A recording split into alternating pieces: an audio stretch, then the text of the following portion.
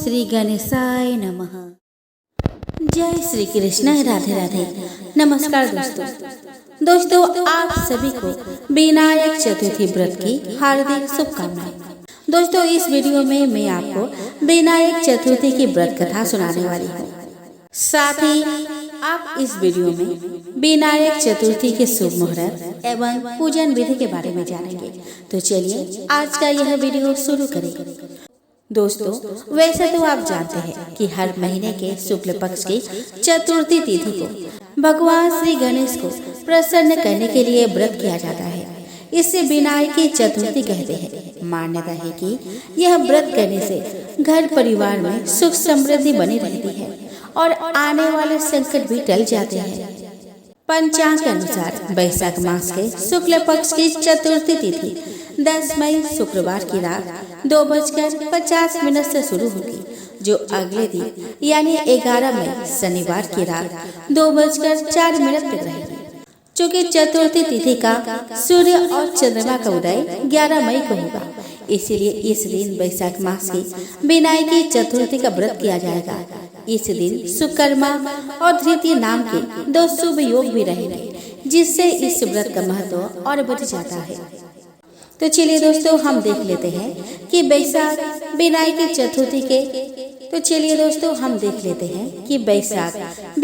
चतुर्थी के शुभ मुहूर्त क्या होगा। तो दोस्तों शुभ मुहूर्त रहेगा सुबह 7:29 से 9:07 तक। चर मुहूर्त रहेगा दोपहर 12:29 PM से 2:01 PM तक। लाभ मुहूर्त रहेगा दोपहर 2:01 से 3:39 तक। अमृत मुहूर्त रहेगा दोपहर 3:39 से शाम 5:17 तक। दोस्तों 11 मई शनिवार की सुबह जल्दी उठकर स्नान आदि करने के बाद हाथ में जल चावल लेकर व्रत पूजा का संकल्प ले दिन भर व्रत के नियमों का पालन करें, यानी कम बोले और सिर्फ एक समय फलहार करें। कोई भी काम करते समय ओम गण गणेशाय नमः मंत्र का जाप करें। ऊपर बताए गए किसी भी शुभ मुहूर्त में भगवान श्री गणेश की प्रतिमा या चित्र घर के किसी साफ स्थान पर रखें। सबसे पहले श्री गणेश को तिलक लगाए और फूलों की माला पहनाए। इसके बाद शुद्ध घी का दीपक जलाए। दुर्वा, अबीर, गुलाल, चावल, रोली, हल्दी आदि चीजें चढ़ाए। अंत में भोग लगाए और भगवान की आरती करें। आरती के बाद प्रसाद को भक्तों में बांट दें। संभव हो तो मंत्र जाप भी कर सकते हैं। इस प्रकार जो व्यक्ति विनायक चतुर्थी का व्रत करता है उसके सभी काम पूरे होते हैं और घर परिवार में सुख शांति बनी रहती है। आइए दोस्तों अब हम श्रवण करें विनायक चतुर्थी व्रत कथा की। दोस्तों एक बार भगवान शिव तथा माता पार्वती नर्मदा नदी किनारे बैठे थे। वहाँ माता पार्वती ने भगवान शिव से समय व्यतीत करने के लिए चौपर खेलने को कहा। शिव चौपर खेलने के लिए तैयार हो गए, परंतु इस खेल में हार जीत का फैसला करेगा कौन, यह प्रश्न उनके समक्ष उठा। तो भगवान शिव ने कुछ तिनके एकत्रित कर उसका एक पुतला बनाकर उसकी प्राण प्रतिष्ठा कर दी और पुतले से कहा कि बेटा हम चौपर खेलना चाहते हैं, परंतु हमारी हार जीत का फैसला करने वाला कोई नहीं है, इसीलिए तुम बताना कि हम दोनों में से कौन हारा और कौन जीता। उसके बाद भगवान शिव और माता पार्वती का चौपर खेल शुरू हो गया। यह खेल 3 बार खेला गया और संयोग से तीनों बार माता पार्वती ही जीत गई। खेल समाप्त होने के बाद बालक से हार जीत का फैसला करने के लिए कहा गया, तो उस बालक ने महादेव को विजयी बताया। यह सुनकर माता पार्वती क्रोधित हो गई और क्रोध में उन्होंने बालक को लंगड़ा होने का और कीचड़ में पड़े रहने का श्राप दे दिया। बालक ने माता पार्वती से माफी मांगी और कहा कि यह मुझसे अज्ञानवश ऐसा हुआ है, मैंने किसी द्वेष भाव में ऐसा नहीं किया। बालक द्वारा क्षमा मांगने पर माता ने कहा कि यहाँ गणेश पूजन के लिए नाग कन्याएं आएंगी। उनके कहे अनुसार तुम गणेश व्रत करना, ऐसा करने से तुम मुझे प्राप्त करोगे। यह कहकर माता पार्वती शिव के साथ कैलाश पर्वत पर चली गई। 1 वर्ष के बाद उस स्थान पर नाग कन्याएं आई। तब नाग कन्याओं से श्री गणेश के व्रत की विधि मालूम करने पर उस बालक ने 21 दिन लगातार गणेश जी का व्रत किया। उसकी श्रद्धा से गणेश जी प्रसन्न हुए। उन्होंने बालक को मनोवांछित फल मांगने के लिए कहा। उस पर उस बालक ने कहा कि हे विनायक, मुझ में इतनी शक्ति दीजिए कि मैं अपने पैरों से चलकर अपने माता पिता के साथ कैलाश पर्वत पर पहुंच सकूं और वे यह देख प्रसन्न हो। तब बालक को वरदान देकर श्री गणेश अंतर्ध्यान हो गए। इसके बाद वह बालक कैलाश पर्वत पर पहुंच गया और कैलाश पर्वत पर पहुंचने की अपनी कथा उसने भगवान शिव को सुनाई। चौपर वाले दिन से माता पार्वती शिव जी से विमुख हो गई थी। अतः देवी के रुष्ट होने पर भगवान शिव ने भी बालक के बताए अनुसार 21 दिनों तक श्री गणेश का व्रत किया। इस व्रत के प्रभाव से माता पार्वती के मन से भगवान शिव के लिए जो नाराजगी थी वह समाप्त हो गई। तब यह व्रत विधि भगवान शंकर ने माता पार्वती को बताई। यह सुनकर माता पार्वती के मन में भी अपने पुत्र कार्तिकेय से मिलने की इच्छा जागृत हुई। तब माता पार्वती ने भी 21 दिन तक श्री गणेश का व्रत किया और दूर्वा, फूल और लड्डुओं से गणेश जी का पूजन अर्चन किया। व्रत के 21वें दिन कार्तिकेय स्वयं माता पार्वती से आ मिले। उस दिन से गणेश जी का व्रत समस्त मनोकामनाओं की पूर्ति करने वाले व्रत माना जाता है। इस व्रत को करने से मनुष्य के सारे कष्ट दूर होकर मनुष्य को समस्त सुख सुविधाएं प्राप्त होती है। दोस्तों, एक बार जब सूर्य देवता अपने 7 घोड़ों वाले रथ पर सवार होकर ब्रह्मांड की परिक्रमा कर रहे थे, तब लगातार चलने और विश्राम न मिलने के कारण उनके घोड़े अत्यधिक थक गए। घोड़ों की ऐसी हालत देखकर भगवान सूर्यदेव उन्हें पानी पिलाने के लिए तालाब के किनारे ले गए। परंतु ब्रह्मांड की परिक्रमा किसी भी हाल में रुकनी नहीं चाहिए, क्योंकि इससे धरती पर जीवन का चक्र रुक सकता था। तभी सूर्यदेव ने देखा कि तालाब के किनारे 2 गधे मौजूद थे। भगवान सूर्य ने घोड़ों को पानी पीने के लिए छोड़ दिया और गधों को अपने रथ में जोत दिया। परिणाम यह हुआ कि रथ की गति धीमी हो गई, परंतु गधों ने किसी तरह ब्रह्मांड का एक चक्कर पूरा कर लिया और उस समय तक घोड़ों को विश्राम मिल गया। तभी से हर 4 सौर वर्षों में एक सौर खरमास होने लगा और इसी खरमास में धनु संक्रांति का पर्व मनाया जाने लगा। दोस्तों, त्रेता युग में एक धर्मात्मा राजा थे। उनका नाम दशरथ था और उनकी राजधानी का नाम अयोध्या था। एक बार वे शिकार खेलने वन में गए तो उनका शब्द वेदी बाण एक श्रवण कुमार को जा लगा, जो सरयू से अपने अंधे माता पिता के लिए जल लेने आया था। बाण के लगते ही वो अचेत हो गया। राजा दशरथ जब वहाँ पहुँचे तो उसने पूरी बात सुनकर राजा से अपने माता पिता को पानी पिला देने को प्रार्थना की और उसके साथ ही उसके प्राण पखेरु उड़ गए। जब राजा दशरथ ने श्रवण कुमार के माता पिता को उनके पुत्र के मृत्यु की दुखद सूचना दी तो वे बहुत दुखी हो गए। शोक से भरकर वे राजा दशरथ को श्राप देते हुए बोले कि जिस प्रकार पुत्र के वियोग में हम मृत्यु को प्राप्त हो रहे हैं, वैसे ही पुत्र वियोग में तुम्हारी भी मृत्यु होगी। उसके बाद दोनों ने अपना प्राण त्याग दिए। श्राप सुनकर राजा दशरथ बहुत दुखी हुए। जब रानी कैकेयी ने वरदान स्वरूप राजा दशरथ से राम को वनवास भेजने की मांग की, राम के साथ लक्ष्मण और सीता भी वनवास गए थे। वन में रावण ने सीता का हरण कर लिया। सीता की खोज में हनुमान की मुलाकात गिद्धराज संपाति से हुई। वही गिद्धराज ने बताया कि समुद्र के पार राक्षसों की नगरी लंका है। वही अशोक वृक्ष के नीचे माता जानकी बैठी हुई है। मुझे सब कुछ दिखाई देता है। हनुमान जी इस कार्य को श्री गणेश की कृपा से सीता माता को खोज लेंगे और क्षण भर में समुद्र पार चले जाएंगे। इस तरह हनुमान जी ने गणेश जी का व्रत किया और इसके प्रभाव से वह क्षण भर में समुद्र को लांग गए और इस तरह माता सीता का पता चला। श्री गणेश की कृपा से श्री राम को इस युद्ध में विजय प्राप्त हुआ। इस तरह जो भी इस व्रत को श्रद्धा पूर्वक करता है उसे सफलता अवश्य प्राप्त होती है। दोस्तों, एक समय की बात है। एक भाई बहन रहते थे। बहन का नियम था कि वह अपने भाई का चेहरा देखे ही खाना खाती थी। हर रोज वो सुबह उठती थी और जल्दी जल्दी सारा काम करके अपने भाई का मुंह देखने के लिए उसके घर जाती थी। एक दिन रास्ते में एक पीपल के नीचे गणेश जी की मूर्ति रखी थी। उसने भगवान के सामने हाथ जोड़कर कहा कि मेरे जैसा अमर सुहाग और मेरे जैसा अमर पीहर सबको दीजिए। यह कहकर वह आगे बढ़ जाती है।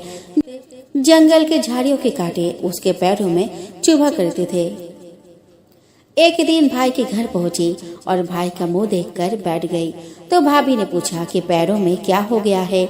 यह सुनकर उसने भाभी को जवाब दिया कि रास्ते में जंगल के झाड़ियों के गिरे हुए कांटे पाँव में चुभ गए हैं। जब वह वापस अपने घर चली गई तब भाभी ने अपने पति से कहा कि रास्ते को साफ करवा दो, आपके बहन के पाँव में बहुत सारे कांटे चुभ गए हैं। भाई ने तब कुल्हाड़ी लेकर सारी झाड़ियों को काटकर रास्ता साफ कर दिया, जिससे गणेश जी का भी स्थान वहां से हट गया। यह देखकर भगवान गुस्सा हो गए और उसके भाई के प्राण हर लिए। लोग अंतिम संस्कार के लिए जब भाई को ले जा रहे थे तब उसकी भाभी रोते हुए लोगों से कहे कि थोड़ी देर रुक जाओ, उसकी बहन आने वाली है। वह अपने भाई का मुख देखे बिना नहीं रह सकती है, उसका ये नियम है। तब लोगों ने कहा कि आज तो देख लेगी पर कल कैसे देखेगी। रोज के दिन की तरह बहन अपने भाई का मुंह देखने के लिए जंगल में निकली। तब जंगल में उसने देखा कि सारा रास्ता साफ किया हुआ है। जब वह आगे बढ़ी तो उसने देखा कि सिद्धि विनायक को भी वहां से हटा दिया गया है। तब उसने जाने से पहले गणेश जी को एक अच्छे स्थान पर रखकर उन्हें स्थान दिया और हाथ जोड़कर बोले कि भगवान मेरे जैसा अमर सुहाग और मेरे जैसा अमर पीहर सबको देना। और फिर बोलकर आगे निकल गई। भगवान तब सोचने लगे कि अगर इसकी नहीं सुनी तो हमें कौन मानेगा, हमें कौन पूजेगा। तब सिद्धि विनायक ने उसे आवाज दी, बेटी इस खजूरी का 7 पत्तियां लेकर जा और उसे कच्चे दूध में घोलकर भाई के ऊपर छिटा मार देना, वह उठकर बैठ जाएगा। यह सुनकर जब बहन पीछे मुड़ी तो वहाँ कोई नहीं था। फिर वह यह सोचने लगी कि ठीक है, जैसा सुना वैसा ही कर लेती हूँ। फिर वह 7 खजूरी के पत्तियों को लेकर अपने भाई के घर पहुँची। उसने देखा कि वहाँ कई लोग बैठे हुए हैं। भाभी बैठी रो रही है और भाई की लाश रखी है। तब उसने उस पत्तियों को बताए हुए नियम के तहत भाई के ऊपर इस्तेमाल किया। तब भाई उठकर बैठ गया। भाई बहन से बोला कि मुझे बहुत ही गहरी नींद आ गई थी। तब बहन बोले कि यह नींद किसी दुश्मन को भी न आए और उसने सारी बात अपने भाई को बता दी। तो मान्यता के अनुसार यह है गणेश जी की चमत्कारी कहानी। पुराणों के अनुसार वेद व्यास जी भगवान गणेश को कथा सुनाते थे और बप्पा उसे लिखते थे। कथा सुनाते समय वेद व्यास जी ने अपने नेत्र बंद कर लिए। वह 10 दिन तक कथा सुनाते गए और बप्पा उसे लिखते गए। लेकिन जब 10 दिन बाद वेद व्यास जी ने अपने नेत्र खोले तो देखा गणपति जी के शरीर का तापमान बहुत ज्यादा बढ़ गया था। वेद व्यास जी ने उनका शरीर ठंडा करने के लिए ही उन्हें जल में डुबा दिया, जिससे उनका शरीर ठंडा हो गया। कहा जाता है कि उसी समय से यह मान्यता चली आ रही है कि गणेश जी को शीतल करने के लिए गणेश विसर्जन किया जाता है। विष्णु भगवान का विवाह लक्ष्मी जी के साथ निश्चित हो गया। विवाह की तैयारी होने लगी। सभी देवताओं को निमंत्रण भेजे गए, परंतु गणेश जी को निमंत्रण नहीं दिया गया। कारण जो भी रहा हो, अब भगवान विष्णु की बारात जाने का समय आ गया। सभी देवता अपने पत्नियों के साथ विवाह समारोह में आए। उन सब ने देखा कि गणेश जी कहीं दिखाई नहीं दे रहे हैं। तब वे आपस में चर्चा करने लगे कि क्या गणेश जी को न्योता नहीं है या स्वयं गणेश जी नहीं आए हैं। सभी को इस बात पर आश्चर्य होने लगा। तभी सबने विचार किया कि विष्णु भगवान से ही इसका कारण पूछा जाए। विष्णु भगवान से पूछने पर उन्होंने कहा कि हमने गणेश जी के पिता भोलेनाथ महादेव को न्योता भेजा है। यदि गणेश जी अपने पिता के साथ आना चाहते हैं तो आ जाते, अलग से न्योता देने की कोई आवश्यकता भी नहीं थी। दूसरी बात यह है कि उनको 1.25 मन मूंग, 1.25 मन चावल, 1.25 मन घी और 1.25 मन लड्डू का भोजन दिन भर में चाहिए। यदि गणेश जी नहीं आएंगे तो कोई बात नहीं, दूसरे के घर जाकर इतना सारा खाना पीना अच्छा भी नहीं लगता। इतनी वार्ता कर ही रहे थे कि किसी एक ने सुझाव दिया यदि गणेश जी आ भी जाए तो उनको द्वारपाल बनाकर बैठा देंगे कि आप घर का ध्यान रखना। आप तो चूहे पर बैठकर धीरे धीरे चलोगे तो बारात से बहुत पीछे रह जाओगे। यह सुझाव भी सबको पसंद आया तो विष्णु भगवान ने भी अपनी सहमति दे दी। होना क्या था कि इतने में गणेश जी वहाँ आ पहुँचे और उन्हें समझा बुझाकर घर की रखवाली करने बैठा दिया गया। बारात चल दी। तब नारद जी ने देखा कि गणेश जी तो दरवाजे पर ही बैठे हुए हैं, तो वे गणेश जी के पास गए और रुकने का कारण पूछा। गणेश जी कहने लगे कि विष्णु भगवान ने मेरा बहुत अपमान किया है। नारद जी ने कहा कि आप अपने मूषक सेना को आगे भेज दे तो वह रास्ता खोद देगा, जिससे उनके वाहन धरती में धंस जाएंगे। तब आपको सम्मान पूर्वक बुलाना पड़ेगा ही। अब तो गणेश जी ने अपनी मूषक सेना जल्दी से आगे भेज दी और उसकी सेना ने जमीन को खोखला कर दिया। जब बारात वहाँ से निकली तो रथों के पहिए धरती में धंस गए। लाख कोशिश करे परंतु पहिए नहीं निकले। सभी ने अपने अपने उपाय किए परंतु पहिए तो नहीं निकले, बल्कि जगह जगह से टूट गए। किसी की समझ में नहीं आ रहा था कि अब क्या किया जाए। तब तो नारद जी ने कहा, आप लोगों ने गणेश जी का अपमान करके अच्छा नहीं किया। यदि उन्हें मनाकर लाया जाए तो आपका कार्य सिद्ध हो सकता है और यह संकट टल सकता है। शंकर भगवान ने अपने दूत नंदी को भेजा और वे गणेश जी को लेकर आए। गणेश जी का आदर सम्मान के साथ पूजन किया। तब कहीं रथ के पहिए निकले। अब रथ के पहिए निकल तो गए परंतु वे टूट फूट गए, तो उन्हें सुधारे कौन। पास के खेत में एक खाती काम कर रहा था। उसे बुलाया गया। खाती अपना कार्य करने के पहले श्री गणेशाय नमः कहकर गणेश जी की वंदना मन ही मन करने लगा। देखते ही देखते खाती ने सभी पहियों को ठीक कर दिया। तब खाती कहने लगा कि हे देवताओं, आपने सर्वप्रथम गणेश जी को नहीं मनाया होगा और न ही उनकी पूजा की होगी, इसलिए तो आपके साथ यह संकट आया है। हम तो मूर्ख अज्ञानी हैं, फिर भी पहले गणेश जी को पूजते हैं, उनका ध्यान करते हैं। आप लोग तो देवता गण हैं, फिर भी आप गणेश जी को कैसे भूल गए। अब आप लोग भगवान श्री गणेश जी की जय बोल कर जाए तो आपके सब काम बन जाएंगे और कोई संकट भी नहीं आएगा। ऐसा कहते हैं कि बारात वहाँ से चल दी और विष्णु भगवान का लक्ष्मी जी के साथ विवाह संपन्न करा के सभी सकुशल घर लौट आए। एक बूढ़ी माँ गणेश जी जैसे आपने बेटी जी के काम सलामती के लिए वैसे सबका महीने की चौथ का व्रत करती थी। हर चौथ को पंसारी से थोड़ा सा गुड़ और घी लाकर 4 लड्डू बनाती, एक बेटे को देती, एक से पूजा करती, एक हथकार के लिए निकालती और एक चांद उगने पर खुद खा लेती। एक बार उसका बेटा ताई से मिलने गया। ताई ने बैसाखी चौथ का व्रत रखा था। ताई से पूछा, माँ तो 12 चौथ करती है। ताई बोली, तेरी माँ तेरी कमाई से तरमाल खाने के लिए 12 चौथ करती है। तो परदेश जाए तो वहाँ एक भी चौथ नहीं करेगी। लड़के को लगा कि ताई सब सच कह रही है। घर आकर माँ से कहा, मैं परदेश जा रहा हूँ, यहाँ तू मेरी कमाई खाने पीने में ही उड़ा देती है। माँ ने समझाकर रोकना चाहा पर बेटा नहीं माना। माँ ने उसे साथ ले जाने के लिए चौथ माता के आंखें दिए और कहा, मुसीबत में ये आंखें तेरी मदद करेंगी। वह आंखें लेकर रवाना हो गया। घूमते हुए वह एक नगर में पहुंचा। उसने देखा एक बूढ़ी माँ रोती जा रही थी और पुआ बनाते जा रही थी। उसने कारण पूछा तो बूढ़ी माँ ने कहा, बेटा इस नगर की पहाड़ी पर एक दैत्य रहता है। पहले वह नगर में आकर कई लोगों को खाने के लिए मार देता था। अब राजा हर घर से एक आदमी दैत्य के पास भेजता है और आज मेरे बेटे की बारी है, इसलिए रो रही हूँ और उसी के लिए पुए बना रही हूँ। वह बोला, तो पुए मुझे खिला दे, तेरे बेटे की जगह मैं चला जाता हूँ। बूढ़ी माँ ने खीर पुए उसे खिला दिए। खा पी कर वह सो गया।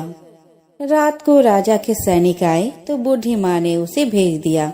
दैत्य के सामने पहुँचने पर उसने चौथ माता की आंखें दैत्य की तरफ फेंक कर कहा, हे चौथ माता, यदि मेरी माँ मेरी सलामती के लिए व्रत करती है तो दैत्य का सिर कट कर गिर जाए। तुरंत दैत्य का सिर कट गया। लड़का वापस आ गया। राजा ने उसे उपहार देकर विदा किया।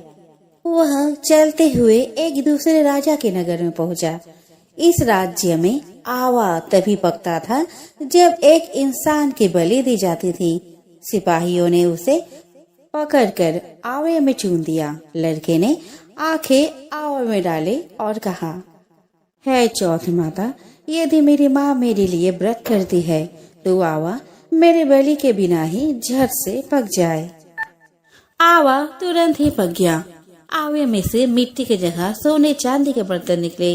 अंदर से लड़का बोला, बर्तन धीरे धीरे निकालना, मुझे लग न जाए। राजा ने उसे निकलवाया और पूछा, इस आवे से तुम बच कैसे गए? लड़के ने बताया कि उसकी माँ चौथ माता का व्रत करती है, व्रत के कारण ही वह बच पाया। राजा को विश्वास नहीं हुआ।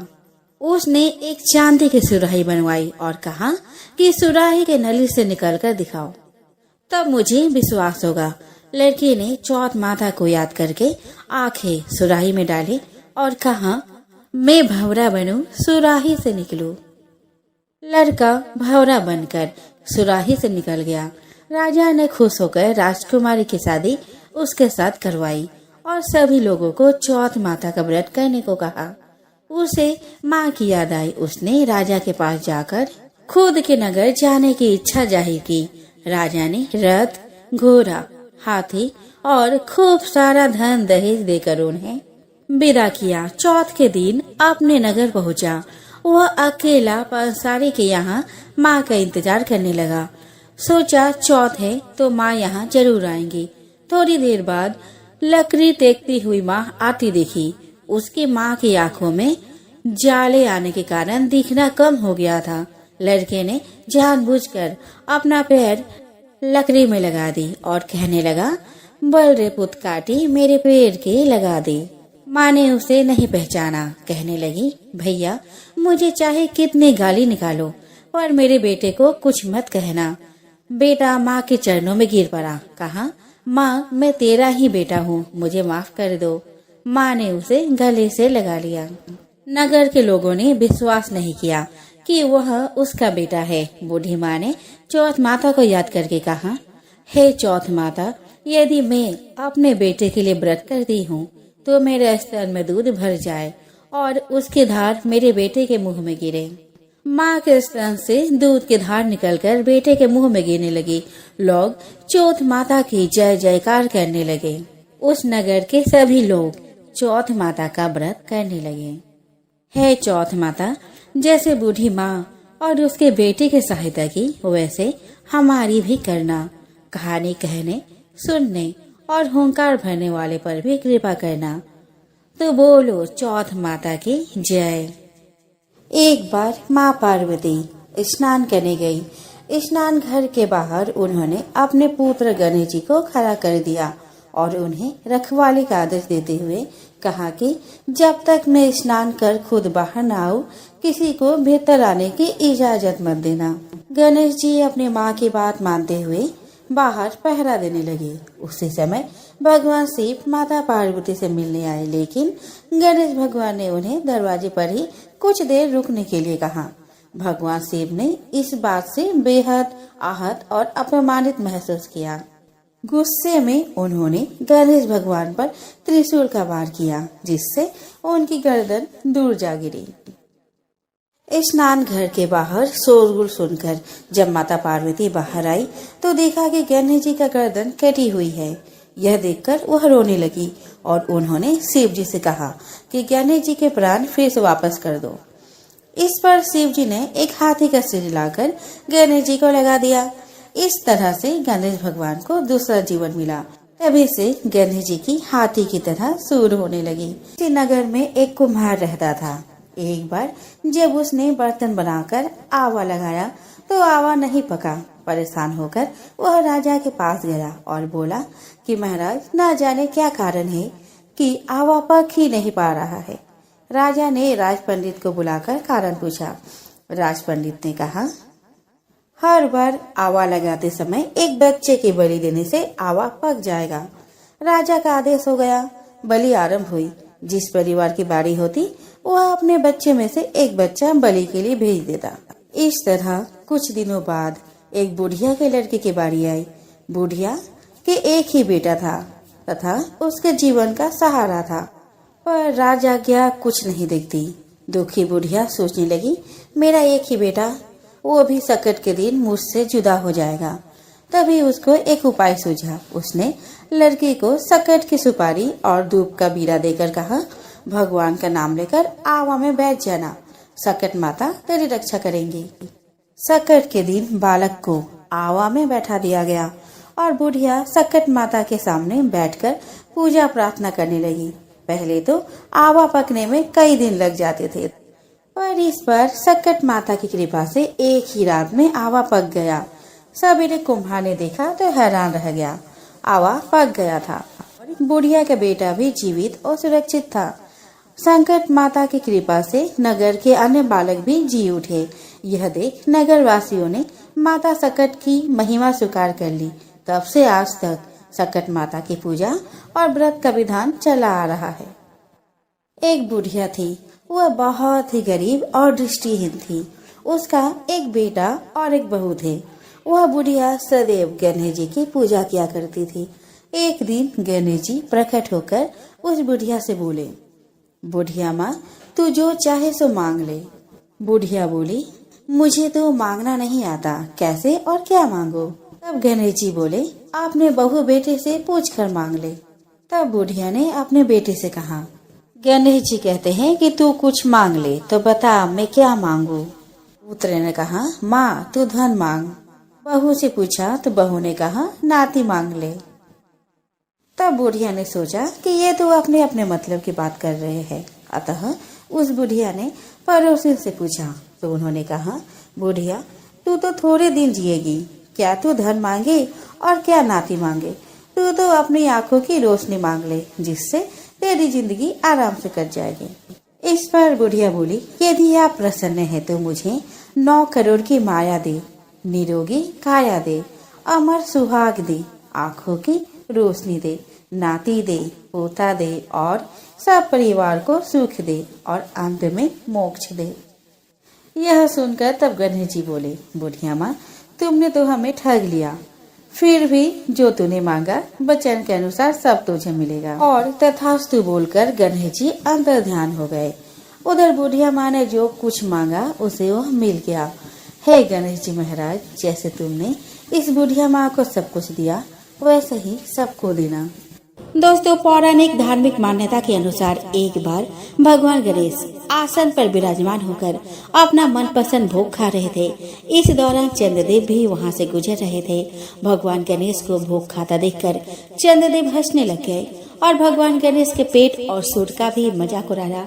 चंद्रदेव के इस बर्ताव को देखकर भगवान गणेश को गुस्सा आया और उन्होंने चंद्रदेव को श्राप देते हुए कहा कि तुम्हें अपने रूप का बहुत घमंड है, इसीलिए मैं तुम्हें श्राप देता हूँ कि तुम अपना रूप खो दोगे, वही तुम्हारी सारी कलाई भी नष्ट हो जाएगी। जो व्यक्ति तुम्हें देखेगा उसे भी कलंकित होना पड़ेगा। दोस्तों, जिस दिन यह घटना हुई उसी दिन भाद्रपद मास के शुक्ल पक्ष की चतुर्थी तिथि थी। आइए दोस्तों, अब जान लेते हैं चंद्रदेव के श्राप का निवारण हम कैसे करें। तो दोस्तों, धार्मिक मान्यताओं के अनुसार भगवान गणेश जी से श्राप मिलने के बाद चंद्रदेव को अपने गलती का एहसास हुआ। उन्होंने सभी देवी देवताओं के साथ मिलकर भगवान गणेश की पूजा अर्चना की और अपनी गलती के लिए क्षमा मांगी। तब भगवान गणेश ने प्रसन्न होकर देवी देवताओं को एक वरदान मांगने को कहा। इस दौरान सभी देवी देवताओं ने भगवान गणेश से प्रार्थना की कि वह अपना श्राप वापस ले ले। ऐसे में भगवान गणेश ने कहा कि वह अपना श्राप तो वापस नहीं ले सकते, लेकिन हाँ, इसे सीमित कर सकते हैं। भगवान गणेश ने चंद्रदेव का श्राप कम करते हुए कहा कि महीने के 15 दिन चंद्रदेव की कलाई बढ़ेगी और 15 दिन छिन्न रहेगी। कलंकित होने के कारण केवल चतुर्थी के दिन चंद्रमा का दर्शन करना वर्जित होगा। दोस्तों 18 महापुराणों में से महापुराण में वर्णित कथाओं के अनुसार मंगल के दाता श्री गणेश श्री की दात्री माता लक्ष्मी के दत्तक पुत्र है। एक बार माता लक्ष्मी को स्वयं पर अभिमान हो गया था। तब भगवान विष्णु ने कहा कि भले ही पूरा संसार आपकी पूजा पाठ करता है और आपको प्राप्त करने के लिए हमेशा व्याकुल रहता है, लेकिन अभी तक आप अपूर्ण हैं। भगवान विष्णु के यह कहने के बाद माता लक्ष्मी ने कहा कि ऐसा क्या है कि मैं अभी तक अपूर्ण हूँ। तब भगवान विष्णु ने कहा कि जब तक कोई स्त्री माँ नहीं बन पाती तब तक वह पूर्णता प्राप्त नहीं कर पाती। आपने संतान होने के कारण ही अपूर्ण है। यह जानकर माता लक्ष्मी को बहुत दुख हुआ। माता लक्ष्मी को कोई भी पुत्र न होने पर उन्हें दुखी होता देख माता पार्वती ने अपने पुत्र गणेश को उनकी गोद में बैठा दिया। तभी से भगवान गणेश माता लक्ष्मी के दत्तक पुत्र कहे जाने लगे। माता लक्ष्मी दत्तक पुत्र के रूप में श्री गणेश को पाकर बहुत खुश हुई। माता लक्ष्मी ने गणेश जी को वरदान दिया कि जो भी मेरी पूजा के साथ तुम्हारी पूजा नहीं करेगा, लक्ष्मी उसके पास कभी नहीं रहेगी। इसीलिए माता लक्ष्मी के साथ दत्तक पुत्र के रूप में भगवान गणेश की पूजा की जाती है। आइए दोस्तों, अब हम श्रवण करें गणेश जी की आरती। जय गणेश जय गणेश जय गणेश देवा, माता जाकी पार्वती पिता महादेवा। एक दंत दयावंत चारि भुजाधारी, माथे सिंदूर सोहे मूस की सवारी। जय गणेश जय गणेश जय गणेश देवा, माता जाकी पार्वती पिता महादेवा। पान चढ़े फल चढ़े और चढ़े मेवा, लड्डुअन का भोग लगे संत करे सेवा। जय गणेश जय गणेश जय गणेश देवा, माता जाकी पार्वती पिता महादेवा। अंधन को आँख देते, कोरिन को काया, बांझन को पुत्र देते, निर्धन को माया। जय गणेश जय गणेश जय गणेश देवा, माता जाकी पार्वती पिता महादेवा। सूर्य श्याम शरण आए, सफल कीज सेवा, माता जाकी पार्वती पिता महादेवा। जय गणेश जय गणेश जय गणेश देवा, माता जाकी पार्वती पिता महादेवा। दीनन की लाज रखो शंभु सूतकारी, कामना को पूर्ण करो जाओ बलिहारी। जय गणेश जय गणेश जय गणेश देवा, माता जाकी पार्वती पिता महादेवा।